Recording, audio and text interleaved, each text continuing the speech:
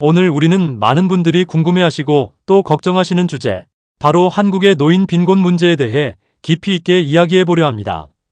평생을 가족과 사회를 위해 헌신하며 살아온 우리의 부모님 세대. 하지만 안타깝게도 많은 어르신들이 은퇴 후에도 경제적인 어려움에 직면하고 있습니다. OECD 국가 중 노인 빈곤율 1위라는 불명예스러운 꼬리표가 바로 우리 한국에 붙어 있죠. 도대체 왜 이런 현상이 나타나는 걸까요? 그리고 우리는 이 문제를 해결하기 위해 어떤 노력을 해야 할까요? 오늘 이 영상을 통해 그 원인을 꼼꼼히 짚어보고 실제 사례와 효과적인 대책까지 함께 고민해 보겠습니다. 이 영상이 노년층의 안정적인 삶을 위한 작은 지침이 되기를 바랍니다. 불편한 진실, 한국 노인 빈곤율의 현주소. 먼저 한국의 노인 빈곤율이 얼마나 심각한 수준인지 구체적인 수치를 통해 살펴보겠습니다.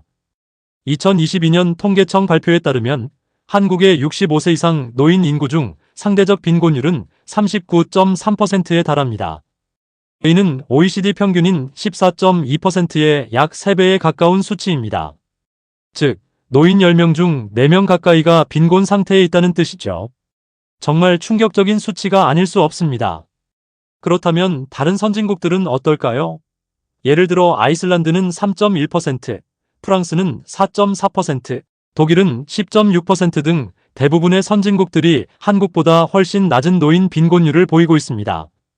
이는 한국의 노인 빈곤 문제가 단순히 개인의 문제를 넘어선 사회 구조적인 문제임을 명확히 보여줍니다. 무엇이 우리 부모님을 가난하게 만드는가? 빈곤의 원인 분석. 그렇다면 왜 한국의 노인 빈곤율은 유독 높은 걸까요?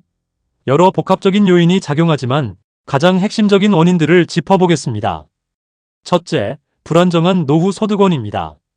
과거 한국 사회는 자녀에 대한 의존도가 높았고 국가 주도의 공적연금 제도가 늦게 도입되었습니다. 지금의 노년층은 국민연금의 혜택을 충분히 받지 못하는 경우가 많고 사적 연금 가입률 또한 낮습니다. 은퇴 후에도 상당수가 기초연금이나 노인 일자리 사업에 의존할 수밖에 없는 현실이죠.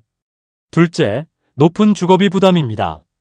집 한 채는 있지만 현금이 없는 이른바 하우스 푸어 문제가 심각합니다. 집을 소유하고 있어도 재산세, 관리비 등 주거 관련 지출이 지속적으로 발생하고 의료비 등 비정기적인 지출이 발생할 경우 생활고에 시달릴 수 있습니다. 자녀에게 증여한 후 빈곤에 처하는 경우도 많습니다. 셋째, 열악한 노동시장 환경입니다. 은퇴 후에도 생계를 위해 일을 해야 하는 노인들이 많지만 고령 친화적인 일자리가 턱없이 부족합니다. 단순 노무직이나 저임금 일자리에만 집중되어 있어 경제적으로 충분한 소득을 얻기 어렵습니다.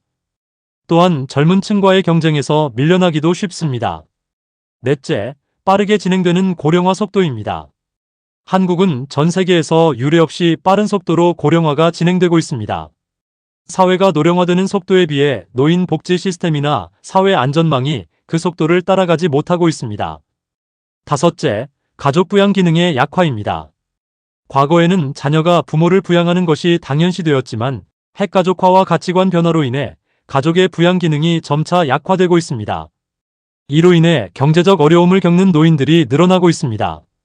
노인 빈곤이 우리 사회에 미치는 영향. 노인 빈곤 문제는 단순히 개인의 불행으로 끝나지 않습니다. 우리 사회 전반에 걸쳐 심각한 파급 효과를 미칩니다. 가장 먼저 건강 악화와 의료비 증가입니다. 경제적인 어려움은 영양 부족, 불충분한 의료 서비스 이용 등으로 이어져 노인들의 건강을 악화시킵니다. 이는 결국 의료비 증가로 이어져 개인과 국가 모두에게 부담이 됩니다. 다음으로 사회적 고립과 심리적 문제입니다. 빈곤은 사회활동 참여를 어렵게 하고 고립감을 심화시킵니다. 이는 우울증, 자살률 증가 등 심각한 정신 건강 문제로 이어질 수 있습니다. 실제로 한국의 노인 자살률은 OECD 최고 수준입니다. 또한 세대 갈등 심화의 원인이 될 수도 있습니다. 젊은 세대는 고령층 부양 부담 증가에 대한 불만을 가질 수 있고 노인 세대는 소외감과 박탈감을 느낄 수 있습니다. 이는 사회 통합을 저해하는 요인이 됩니다. 마지막으로 국가 경제 활력 저하입니다. 노인 인구가 빈곤 상태에 머무르면 소비가 위축되고 이는 내수 경제에 부정적인 영향을 미쳐 국가 경제 전체의 활력을 떨어뜨릴 수 있습니다. 노인 빈곤, 어떻게 극복할 것인가? 실질적인 대안 모색. 그렇다면 이 심각한 노인 빈곤 문제를 해결하기 위해 우리는 어떤 노력을 해야 할까요? 정부, 사회, 그리고 개인의 노력이 모두 필요합니다. 정부와 제도의 역할, 국민연금 강화 및 사각지대 해소, 국민연금의 적정소득 보장 기능을 강화하고 현재 연금 혜택을 받지 못하는 노인들을 위한 최소한의 소득 보장 방안을 마련해야 합니다. 기초연금 확대도 필수적입니다. 다층적 노후소득 보장 체계 구축, 국민연금, 퇴직연금, 개인연금 등 다양한 형태의 연금이 상호 보완적으로 작동하도록 하여 은퇴 후에도 안정적인 소득을 확보할 수 있도록 지원해야 합니다. 고령 친화적인 일자리 확대, 시니어 인턴십, 재취업 교육 프로그램 등을 통해 노인들이 계속해서 일할 수 있는 양질의 일자리를 창출하고 지원해야 합니다. 단순 노무직을 넘어 숙련된 경험과 지식을 활용할 수 있는 직무 개발이 중요합니다. 주택연금 활성화 및 주거복지 강화, 주택을 소유한 어르신들이 주택연금을 통해 안정적인 생활비를 확보하고 저소득층 노인들을 위한 공공임대주택 확대 등 주거복지를 강화해야 합니다. 의료 및 돌봄 서비스 확충, 경제적 부담 없이 건강한 노년기를 보낼 수 있도록 공공의료 시스템을 강화하고 장기 요양 서비스 및 방문 돌봄 서비스 등 사회 서비스 제공을 확대해야 합니다. 사회적 인식 개선 및 연대, 세대 간 이해와 공감 증진, 노인 빈곤 문제가 특정 세대의 문제가 아닌 사회 전체의 문제임을 인식하고 세대 간 소통과 연대를 강화해야 합니다. 기업의 사회적 책임 강화, 기업들이 고령 인력 활용에 적극적으로 나서고 정년 연장이나 유연근무제 도입 등을 통해 노인들이 지속적으로 경제활동을 할 수 있도록 지원해야 합니다. 시민사회의 역할 확대, 노인 복지 관련 비영리 단체의 활동을 지원하고 자원봉사 등 시민사회의 참여를 독려하여 취약계층 노인들을 위한 안전망을 구축해야 합니다. 개인의 적극적인 준비, 조기 노후 준비, 은퇴 후를 대비하여 젊을 때부터 연금 가입, 재정 설계 등 노후 자산 관리에 적극적으로 나서야 합니다. 평생 학습 및 자기 개발, 급변하는 사회에 적응하고 새로운 기회를 포착하기 위해 끊임없이 배우고 자신의 역량을 개발하는 노력이 필요합니다. 건강관리의 중요성, 건강한 몸이 곧 자산이라는 인식을 가지고 꾸준한 운동과 건강검진을 통해 질병을 예방하고 건강한 노년기를 준비해야 합니다. 한국의 노인 빈곤 문제는 단순히 숫자로만 존재하는 문제가 아닙니다.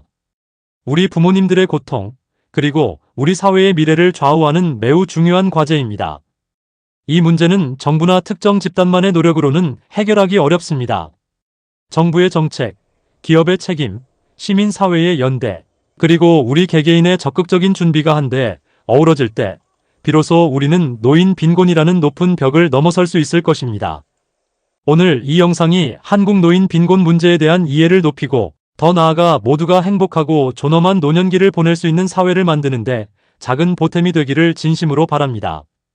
다음 영상도 유익한 정보로 찾아오겠습니다. 시니어 복지 뉴스 채널 구독과 좋아요 잊지 마세요.